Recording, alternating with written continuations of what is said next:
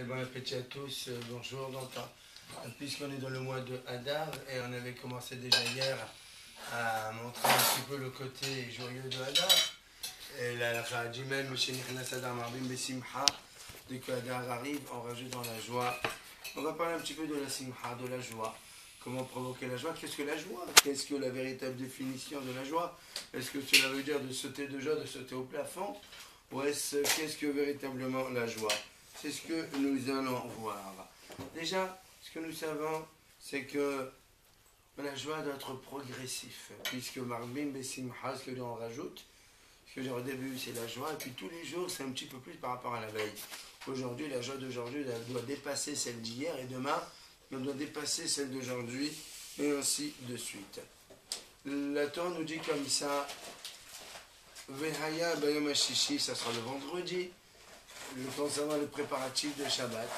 Et la Gemara nous dit comme ça, En Vehaya, elle a la Shan Simha. Lorsqu'il y a le mot Vehaya, ce qui veut dire qu'il y a une joie qui arrive, ce qui veut dire qu'on doit le faire dans la joie. Et donc là, la Torah parle des préparatifs de Shabbat. On sait combien les préparatifs de Shabbat sont souvent lourds, voire même pénibles, difficiles. Et malgré cela, la femme ou le monsieur ou la personne qui doit préparer le Shabbat se doit de le faire dans la joie. Et bien sûr, si c'est fait dans la joie, ça nous permettra de tout faire d'une manière beaucoup plus facile, beaucoup plus abordable. Pensez à la dégoûter, ou soit même sans joie, ben dans ce cas-là, au bout d'un certain temps, on en a marre, on ne pourra jamais faire la joie, la mitzvah correctement. En réalité, puisque nous parlions de la veille de Shabbat, puis concernant Shabbat, la Torah nous dit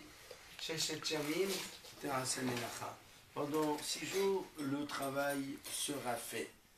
Et non pas tu feras. De là, nous disent les Hachamim, que lorsque Shabbat arrive, on doit considérer comme si notre travail est fait. Comme si ton travail est fini. Ça veut dire quoi? Et Shabbat, on sait que c'est quand même un jour joyeux. Shabbat, on doit considérer comme si on a atteint notre objectif.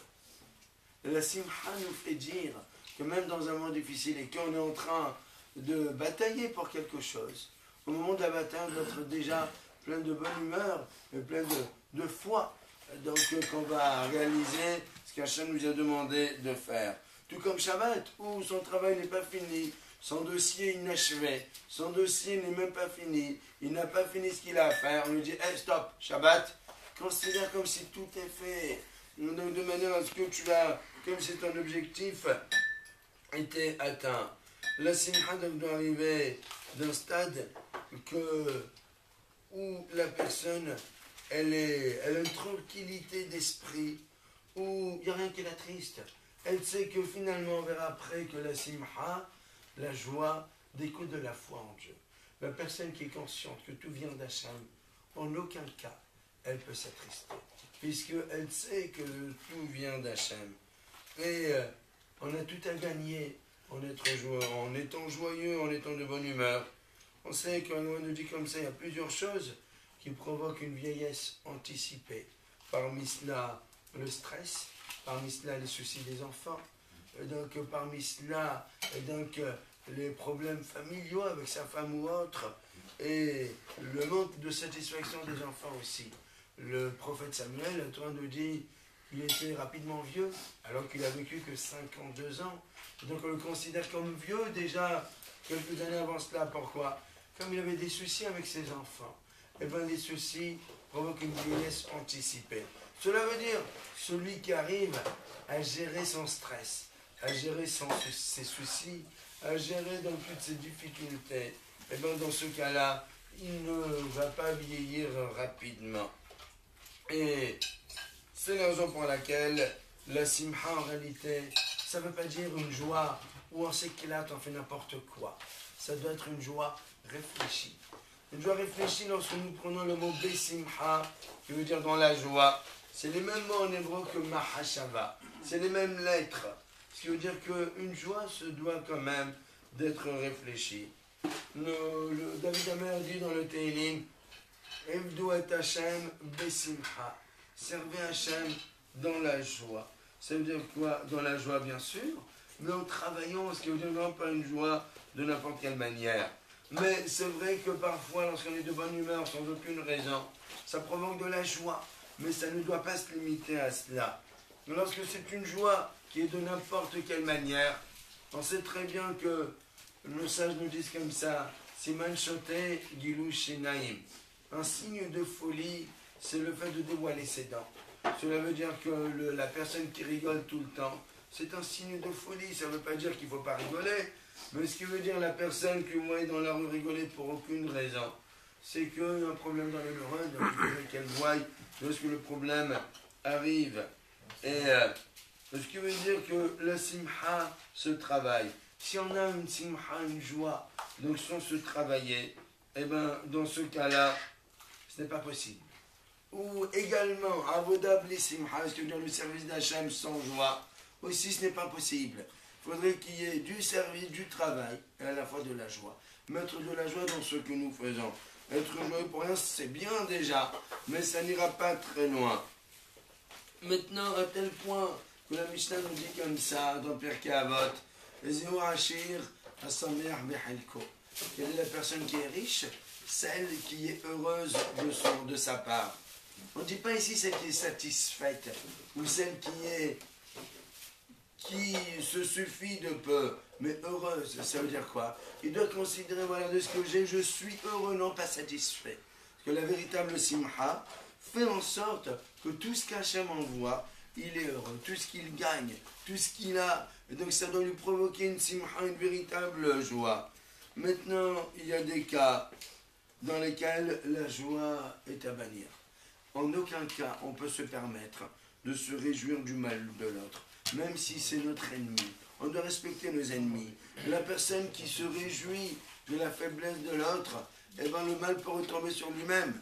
Le verset nous dit comme ça, Minfol oyifral tismach, lorsque ton ennemi tombe, ne te réjouis pas. Ou bikashlo aliagel libecha, lorsqu'il trébuche, que ton cœur ne soit pas heureux. Bénirez Hachem, peut-être qu'Hachem verra. Il enlèvera de lui sa colère, et de se poser sur la personne. On n'a pas à être content du mal des autres. Vous savez que Pessah, qui est quand même une grande fête, on ne lit pas qu'il y a la sortie d'Égypte. Nous lisons le Hallel en entier, que le premier jour, et on donne Eretz Israël, les 2 premiers jours. Pourquoi? Parce que après, lorsqu'on voit tous les Égyptiens qui sont morts, pour nous, même s'ils nous ont fait du mal, même s'ils nous ont fait souffrir, quand même par compassion envers ces gens-là, on ne peut pas se permettre de faire le Hallel en entier. Maintenant, le Savoir Hanour nous dit, le premier jour, nous récitons le Hallel en entier. Pourquoi? Parce que là, nous fêtons pleinement la joie de la sortie d'Égypte. Mais au-delà, donc ça doit être une joie, on va dire, limitée par rapport à la mort de tous ces Égyptiens qui nous ont voulu du mal. Mais quand même, ça fait du mal. Donc ça fait mal au cœur. Et c'est la raison pour laquelle, en aucun cas, on peut se permettre de se réjouir du mal de qui que ce soit. En réalité, la simha, la joie, ne vient pas comme ça. Il faudrait qu'on soit conscient que tout vient d'Hachem, que même notre parnassa, notre gagne-pain, il ne faut pas penser que ça vient de notre employeur, que c'est lui qui nous nourrit, ou nos clients, c'est eux qui nous donnent notre gagne-pain. Mais en réalité, notre employeur ou nos clients, ce sont comme des facteurs. S'ils viennent nous voir, c'est qu'ils peuvent très bien ne pas nous voir. Si Hachem les a poussés à ce qu'ils viennent nous voir, c'est que ça vient d'Hachem finalement. Et donc pour la parnassa, ce n'est pas au patron qu'il faut s'adresser. Ce n'est pas au client qu'il faut s'adresser. C'est à Hachem qu'il faut s'adresser. Donc il ne faut pas qu'on se trompe d'adresse dans cela.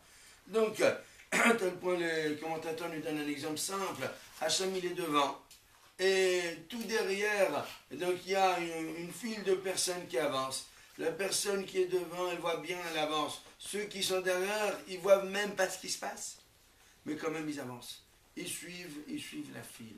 C'est exactement la même chose dans tous ces cas-là. Donc, ne serait-ce même la teshuva.